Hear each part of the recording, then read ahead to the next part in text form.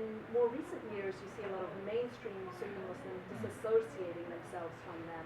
Right. So if you could explain a little bit about that, and in particular, why do they come across as so intolerant towards others?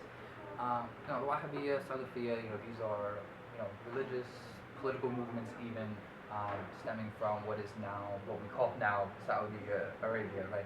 Now, these movements in their own right, the beliefs that it is another voice in the huge vision of Islam, right? It is one voice out of many.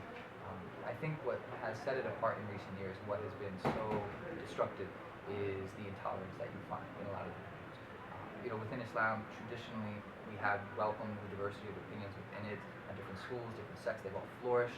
Some of them, it's really just a business, a competition of ideas more than anything else, really. And the schools, their survival depends on just having followers.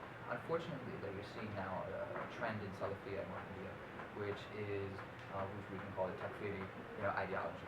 This practice of casting people out, of declaring someone not a Muslim. Not only is that problematic in itself, based on the hadith of the Prophet ﷺ, that if one brother calls his brother a disbeliever, one of them, it's true about one of them, right? Like this is a tremendous gamble for any of us to make. It just really reminds us that this is above our pay grade. But not only that, but to take it one step further and to use that as a justification and violence is something that is so clearly unacceptable, and I think has a lot to do with why now you see what we'll call perhaps the mainstream, although it's a difficult concept in such a diverse tradition as Islam, but you're seeing now many Muslims in the mainstream and what we'll call orthodoxy distancing themselves from this type of ideology. The Islamic tradition that we had before the onslaught of colonialism was one that, for the most part, of course with exceptions, but for the most part was diverse, it was beautiful, it was whole, it was tolerant. There were spaces for different schools of thought, there were spaces for different religions, they had their own courts. This was a very pluralistic society, really by definition. Unfortunately, we found that we've lost, I think, the real grasp. We've lost a love for that tradition, we've lost an understanding of that tradition, and what it means to say we have differences of opinion, and this is a mercy from Allah.